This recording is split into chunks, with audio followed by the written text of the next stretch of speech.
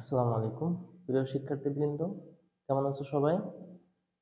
আমরা এখন একটু পরিবর্তন করলাম অধ্যায়, সেটা হলো প্রথম পত্রে চতুর্থ অধ্যায় রাসায়নিক পরিবর্তন। তো এই অধ্যায় থেকে সাধারণত বোর্ড পরীক্ষায় দুইটা প্রশ্ন হয়ে থাকে। তো একটা হয় হচ্ছে তোমাদের সাম্যাঙ্ক কেপিকেসি থেকে এবং লাসাতেলের নীতি থেকে। আরেকটা প্রশ্ন হয় আমাদের এই বাফা দ্রবণ থেকে, ঠিক আছে?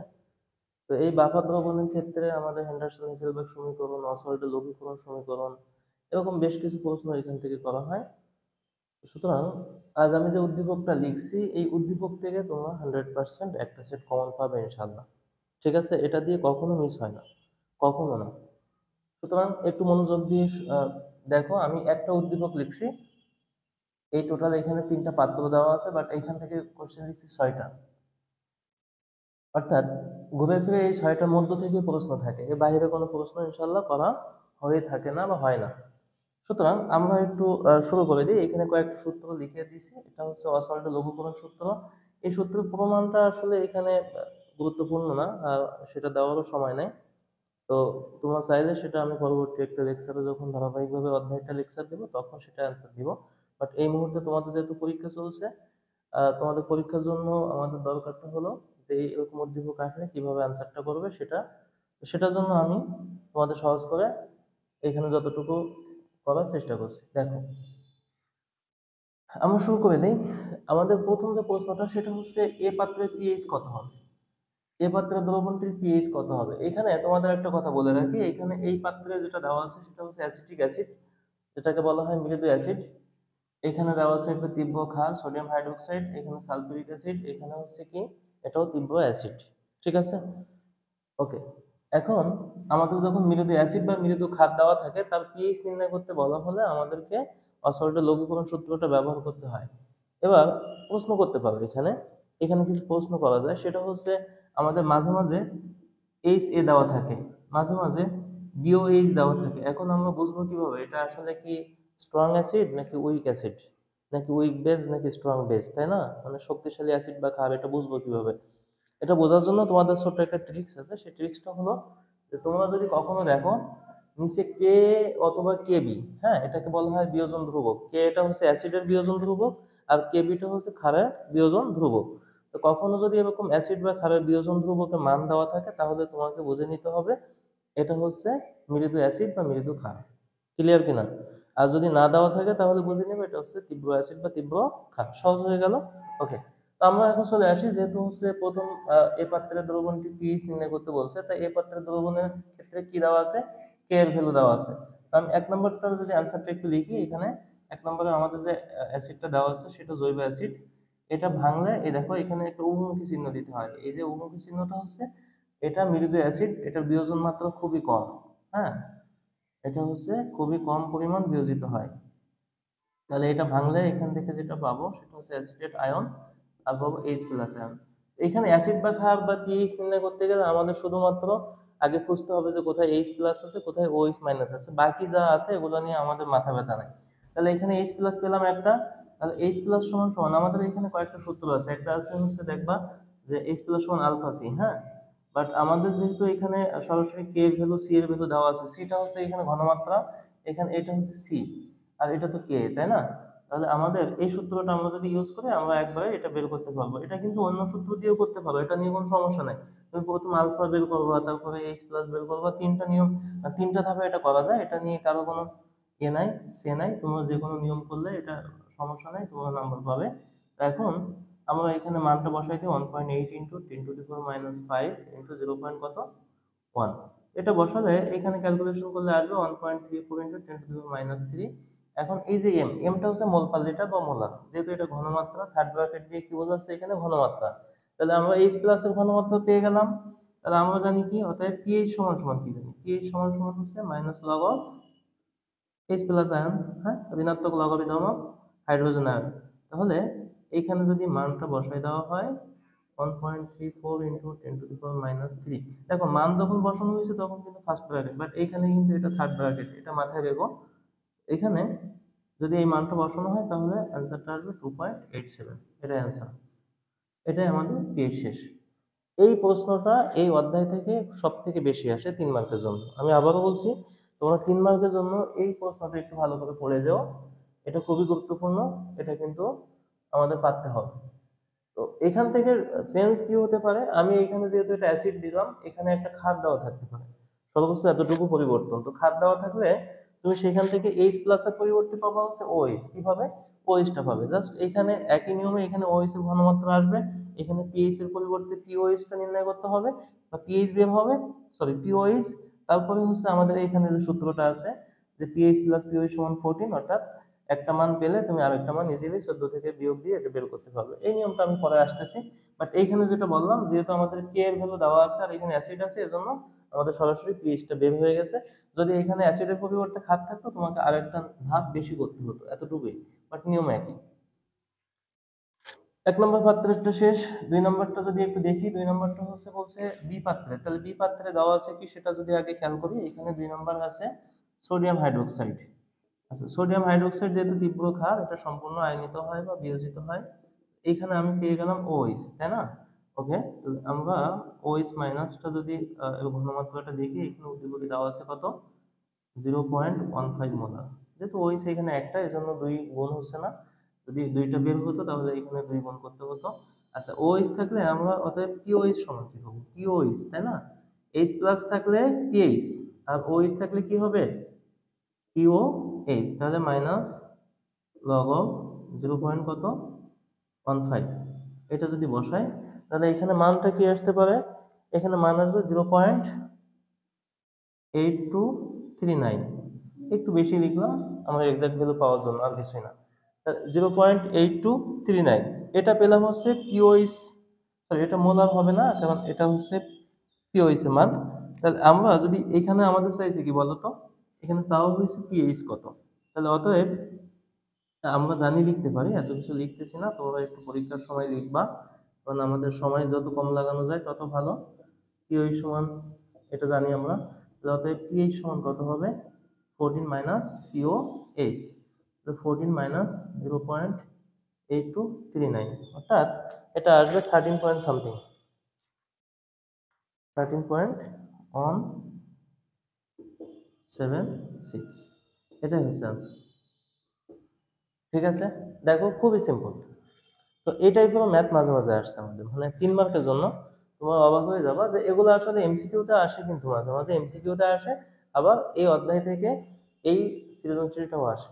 সুতরাং দুইভাবে আমাদের শিখতে হবে, দুইটার জন্য আমাদের শিখতে হবে। এটা গেল 2 নাম্বারটা। এখন আসি 3 নম্বর প্রশ্নে কি বলছে, একই রকম এখানে নতুন একটা তথ্য চলে আসবে, সেটা হচ্ছে পার্সেন্টেজ দেওয়া আছে, এখানে পিএইচ দেওয়া হয়েছে, তাই না? তো এখন পার্সেন্টেজটা ওই অ্যাসিড বা ক্ষার যে কোনো কিছু দেওয়া থাকতে পারে, আমাদের নিয়ম সেম। এবার আমরা 3 নাম্বারটা একটু লিখি, আসলে কিভাবে লিখতে হবে। এখানে আসলে 2% সালফিউরিক অ্যাসিড, তাই না? 2% সালফিউরিক অ্যাসিড বলতে বোঝায় যে 2% মানে কত, 100 ml দ্রবণে কত আছে, H2SO4 এর পরিমাণ কত আছে, 2 গ্রাম। কত গ্রাম, 2 গ্রাম। তাহলে আমরা জানি এখানে শতকরা থেকে যদি আমরা মোলারিটিতে ঘনমাত্রা নির্ণয় করতে চাই, সিম্পল একটা সূত্র আছে, এর সমান 1000 W/mv, এটা সবাই আমরা জানি মোটামুটি। এখন এখানে কিন্তু কাটছাট করে শতকরা এটা লেখা যায় যে এখানে 100 আর এখানে দুইটা শূন্য কেটে দিলে 10 W/m, এটাও একটা সূত্র আছে, বাট আমি শর্টকাট করি না, আমি সম্পূর্ণটা বসাই দিই, এটা হচ্ছে ভালো। তোমাদের চাইলে তোমরা এখান থেকে কেটে লিখতে পারো। আচ্ছা, এখানে এমটা হচ্ছে 98 গ্রাম, এটা হচ্ছে কিসের ভর বলছি, সালফিউরিক অ্যাসিড যেহেতু 98, এটাই এম। আর ভিটা হচ্ছে কত, 100 ধরতে হবে। এখানে এখানে মেইন যে বিষয়টা সেটা হচ্ছে শতকরা থাকলে ভি সর্বদা কি হবে, 100 হবে। এই জিনিসটা একটু মাথায় রাখবা। তাহলে 1000 গেল, তার সাথে ডাব্লিউ হচ্ছে 2, এখানে 98 ইন্টু কত, 100। এখানে তুমি যদি কাটাকাটি করো তাহলে এখানে যে মানটা তোমার আসবে সেটা হচ্ছে 0.204, 0.204, এটা হচ্ছে মোলারিটিতে, মোলার। ওকে, তো এখন আমার এখানে আছে কি সালফিউরিক অ্যাসিড, এই সালফিউরিক অ্যাসিডটা যদি ভেঙে দাও তাহলে হবে 2H প্লাস প্লাস কি SO4 2 মাইনাস। এখন এখানে H প্লাসটা বের হয়েছে কয়টা, দুইটা, এজন্য এই যে ঘনমাত্রাটা বের হয়েছে, ঘনমাত্রাকে 2 দিয়ে গুণ করতে হবে। তো 204 যদি গুণ করে দাও তাহলে এখানে আনসারটা পাবে হচ্ছে 0.408, 0. কত 408, তাহলে তুমি মোলারিটি পেয়ে গেছো H প্লাস একটা। এখন আমাদের H প্লাসটা পেয়ে গেলাম কত 0.408 মোলার, তাহলে অতএব pH সমান কত হবে, pH সমান minus log of H plus minus log of 0.408, তাহলে এখানে আনসার যেটা হবে 0.389 এটা অ্যান্সার। ক্লিয়ার? তাহলে আমরা এ বি সি তিনটা পাত্রে আলাদা আলাদা করে পিএইচটা নির্ণয় করে দেখালাম। ওকে, এখন এবার একটু ঝামেলা আসবে, সেটা হচ্ছে এবার মিশ্রণে পিএইচ চাওয়া হয়। হ্যাঁ, তো মিশ্রণে পিএইচ চাওয়া হলে সেক্ষেত্রে আমাদের কিভাবে করতে হবে, এখানে দুইটা বিষয়, এখানে হচ্ছে এর সাথে বি আর হচ্ছে বির সাথে সি, যেহেতু এটা হচ্ছে ক্ষার তাহলে অ্যাসিড ক্ষার, আবার এটাও কি অ্যাসিড ক্ষার, তো দুইটা মিশ্রণের পিএইচটা কেমন হবে, প্রকৃতি কেমন হবে, এই বিষয়ে প্রশ্ন আসে। তো আমরা এই যে এ আর বি পাত্রে মিশ্রণের পিএইচটা যখন নির্ণয় করব তখন হচ্ছে আসলে এই দ্রবণটা একটা বাফার দ্রবণ। সাধারণত বাফার দ্রবণ কাকে বলে সেটা বলছি একটু পরে। বাফার দ্রবণটা হচ্ছে তো জানোই যে যে দ্রবণের সামান্য পরিমাণ অ্যাসিড বা ক্ষার যোগ করলে পিএইচ এর মানের কোনো পরিবর্তন হয় না। বাফার দ্রবণের কিছু শর্ত আছে। বাফার দ্রবণটা হয় মৃদু অ্যাসিড বা মৃদু ক্ষারের ক্ষেত্রে, ঠিক আছে? তো সেখানে মৃদু অ্যাসিড বা ক্ষার যদি বেশি থাকে আর তীব্র যে থাকে সেটা যদি কম থাকে, মানে লিমিটিং থাকে, তাহলে সেই দ্রবণটাকে আমরা বাফার দ্রবণ বলে থাকি।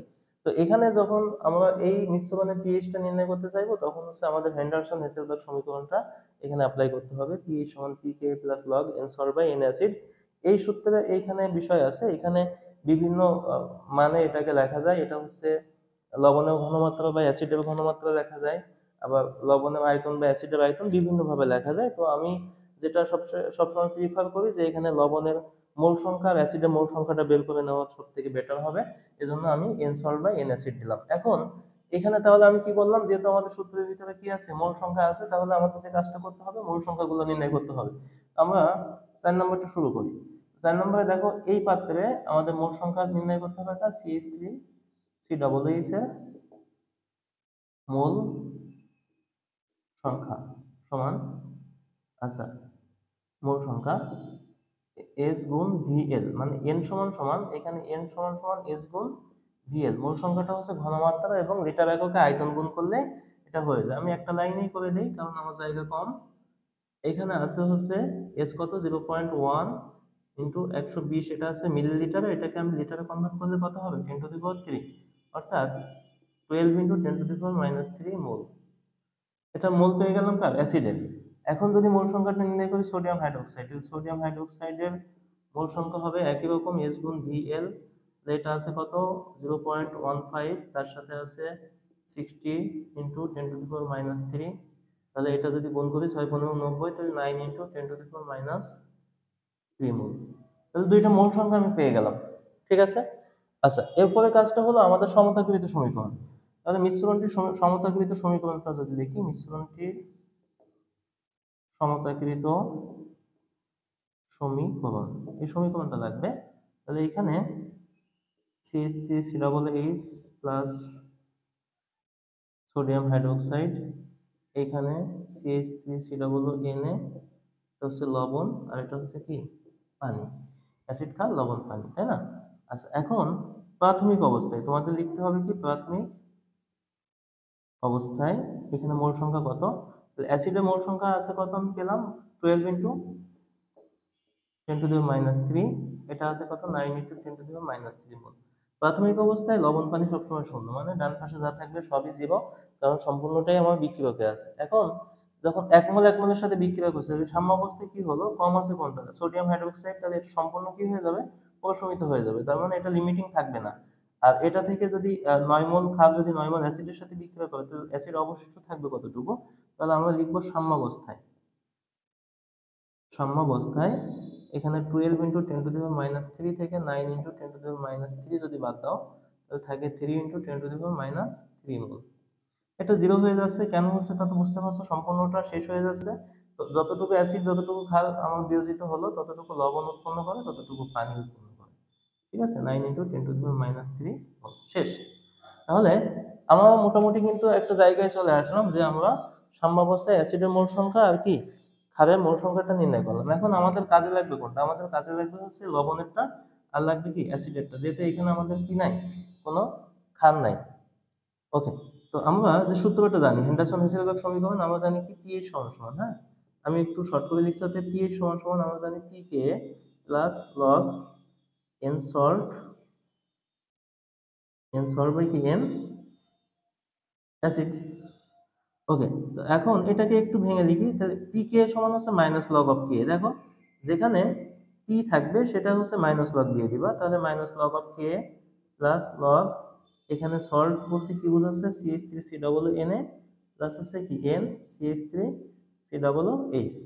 ওকে, এখন এইখানে এবার মান বসাই দিই, মাইনাস লগ অফ এখানে আছে 1.8 ইন্টু 10⁻⁵, এই যে যেটা কে এর ভ্যালু দেওয়া ছিল সেটা, প্লাস লগ এখানে আমরা পেলাম কি লবণেরটা হচ্ছে 9 ইন্টু 10⁻³ আর নিচে হচ্ছে কি 3 ইন্টু 10⁻³ তো আমরা যাতে সময় নষ্ট না হয় এজন্য আমি এটাকে একবারে হিসাব করে এখানে যেটা পেয়েছিলাম সেটা হচ্ছে তোমাদেরকে লিখে দেই, সেটা হলো 3.22। হ্যাঁ, এখানে তুমি ক্যালকুলেশন করলে যেটা পাবে সেটা হচ্ছে কি 3.22, এটাই হচ্ছে অ্যান্সার।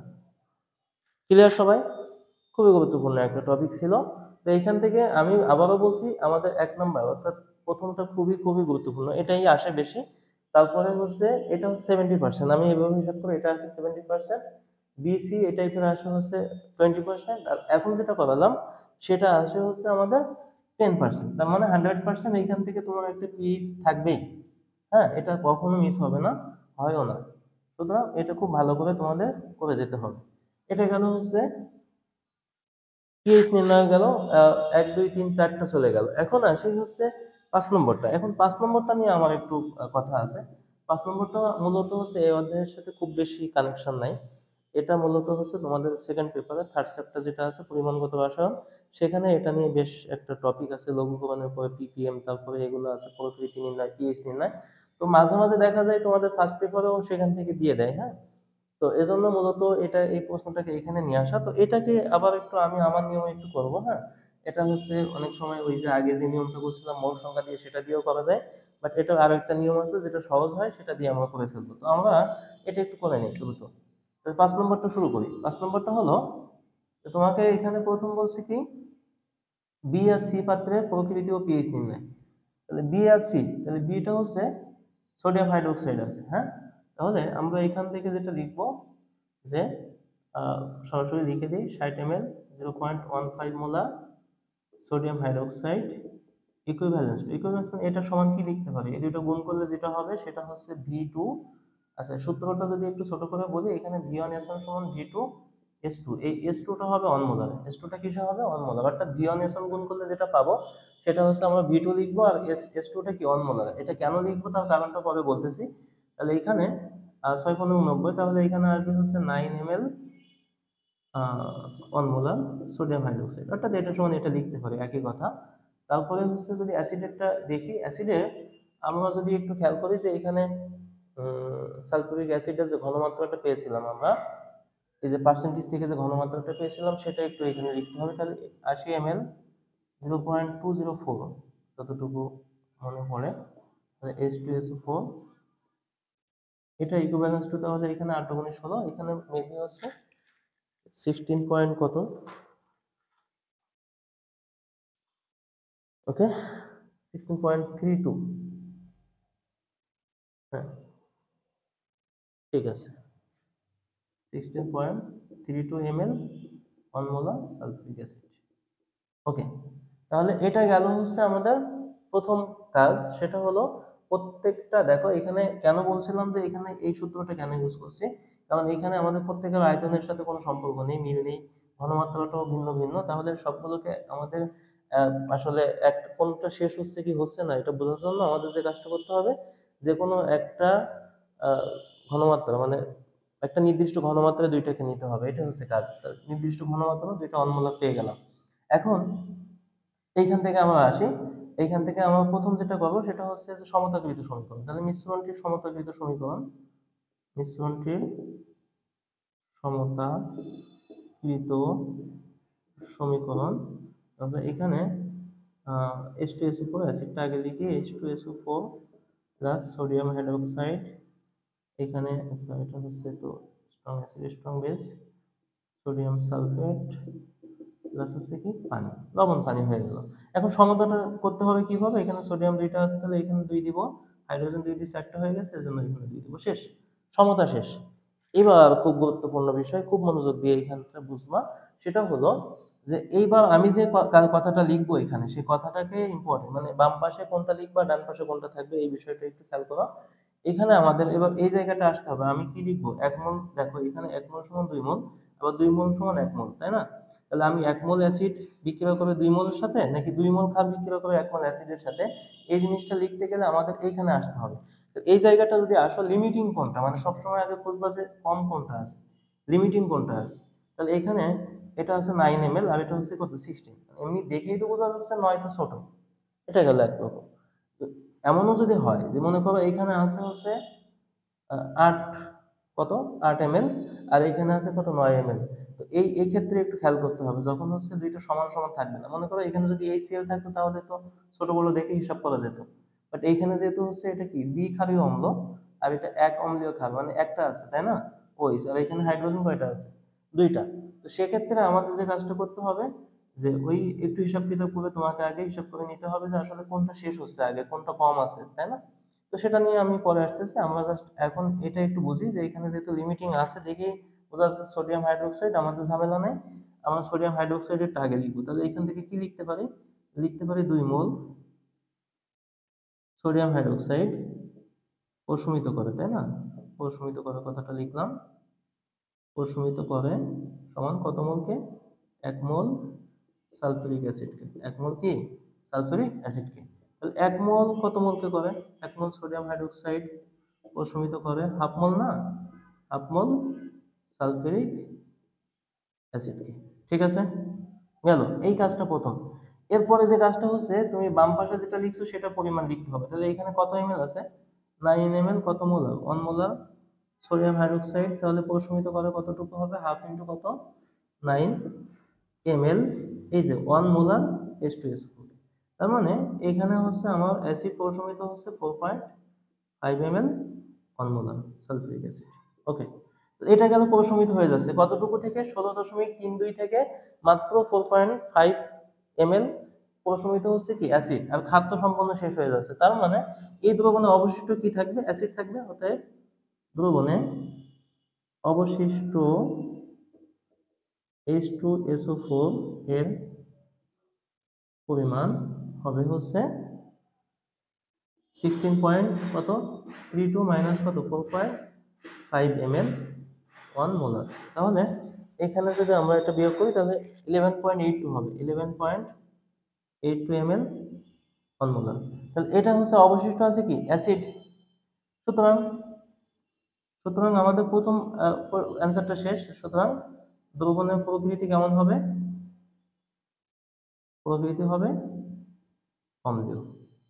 তাহলে প্রকৃতি পেয়ে গেলাম, দ্রবণের প্রকৃতি কি হবে সেটা কিন্তু আমাদের শেষ, প্রকৃতি হবে অম্লীয়, এটা নিয়ে আমাদের আর সমস্যা নাই। এখন দেখো এই প্রকৃতিটা তো বের করলাম, এখন পিএইচটা কেমন হবে, আমি এটা মুছে দিলাম, আমাদের আসলে সামনে এখনো কাজ বাকি আছে, তো এগুলো শেষ করতে হবে। তাহলে প্রকৃতিটা শেষ হয়ে গেল, সবাই বুঝতে পারছো আশা করি। এখন পিএইচটা নির্ণয় করতে হবে কি, এখন পিএইচটা নির্ণয় করতে গেলে দেখো এখানে কিন্তু ক্ষার নাই, আমরা যেটা জানলাম সেটা কি নাই, ক্ষার। তাহলে আমরা একটু লিখি পিএইচ নির্ণয়, এখানে যা আছে সবই হচ্ছে অ্যাসিড, যা আছে কি সবই অ্যাসিড। তাহলে পিএইচ নির্ণয় করতে গেলে এখানে প্রথম যে কাজটা করতে হয়, এখানে একটা সূত্র বসাতে হয়, লঘুকরণের সূত্র V1S1 সমান V2S2। এখানে V1টা আর S1 হবে হচ্ছে সবসময় 1 মোলার, V1 হবে হচ্ছে তোমার যেটা অবশিষ্ট ছিল, অবশিষ্ট যে পরিমাণটা ছিল সেটা কত ছিল 11.82, তাই না? এটা ছিল কি V1 আর S1 কত 1 মোলার। এবার V2টা হচ্ছে তোমার এই পাত্রে আছে কত 60 ml আর এই পাত্রে আছে কত 80 ml, দুইটা যদি যোগ করো তাহলে কত হবে 140 ml। S2টা তোমাকে বের করতে হবে, সিম্পল।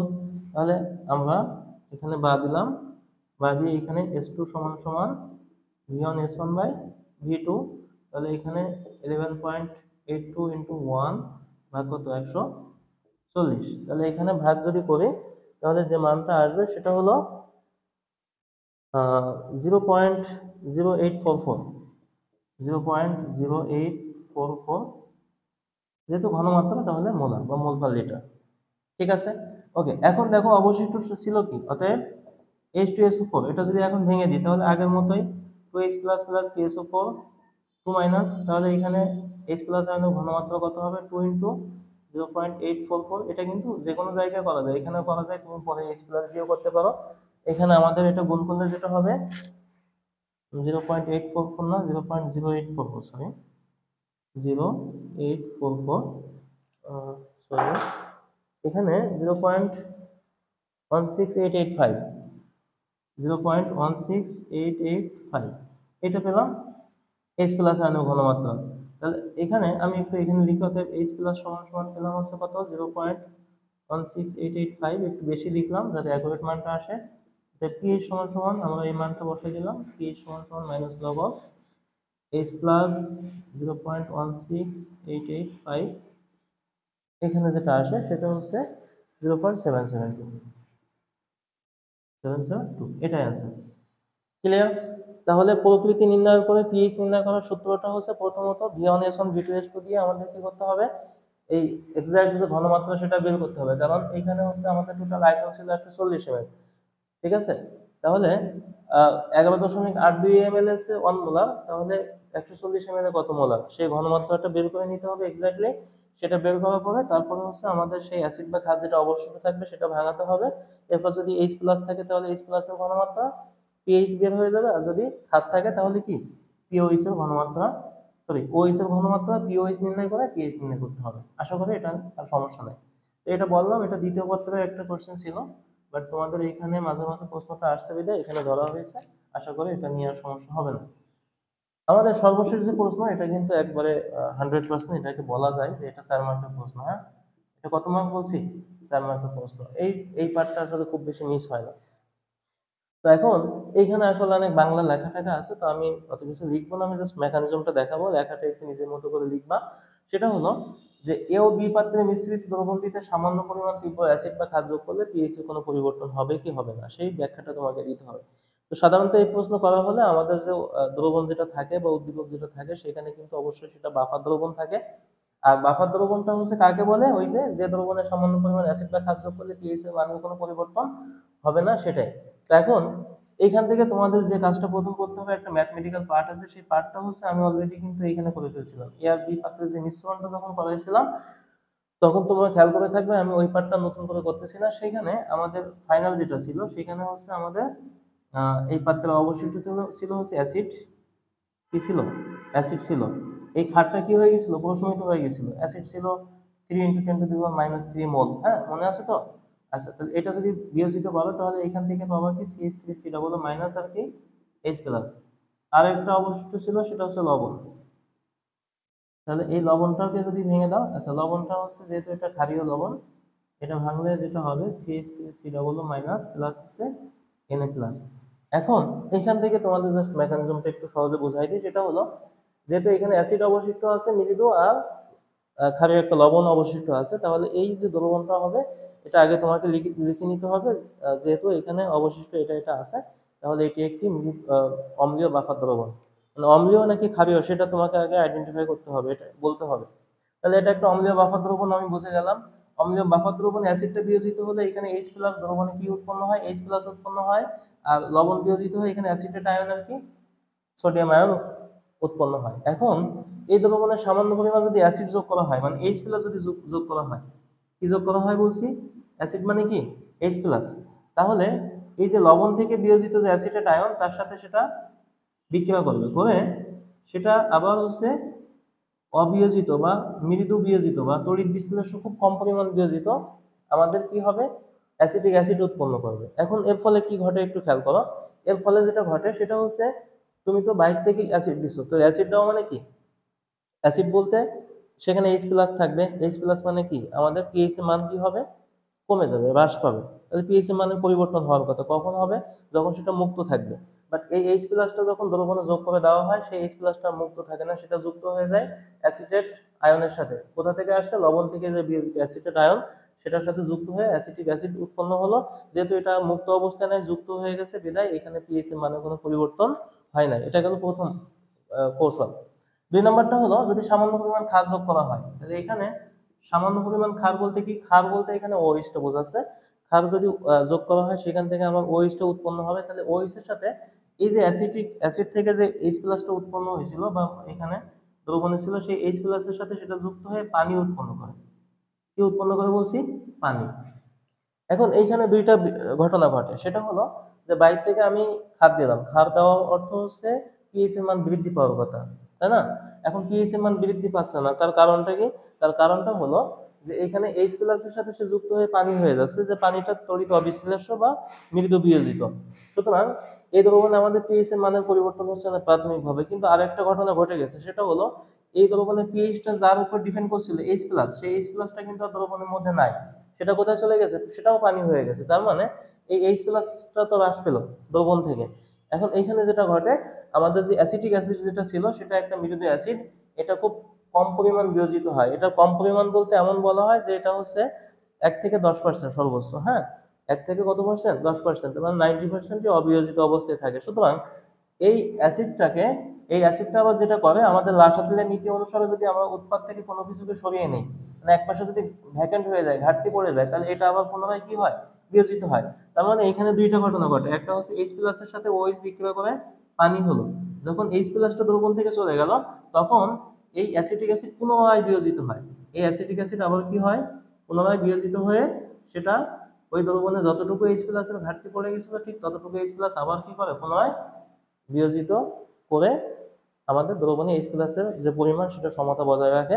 বিধায় এই পিএইচটা আগে যতটুকু ছিল এখন ততটুকু থাকবে, অর্থাৎ পিএইচ এর মানে কোনো পরিবর্তন হবে না। ঠিক যতটুকু বললাম, যেভাবে বললাম এইভাবে একটু লিখে দিও, একটু গাইড বা বই থেকে পড়ে নিও। আশা করি এটা থেকে আর সমস্যা হবে না। তোমরা অবশ্যই এই সেটটা না দেখে পরীক্ষা হলে যাবে না। ঠিক আছে? আজ এ পর্যন্ত, আর লম্বা করতে চাচ্ছি না। ভালো থেকো সবাই। সবার জন্য শুভকামনা। আসসালামু আলাইকুম।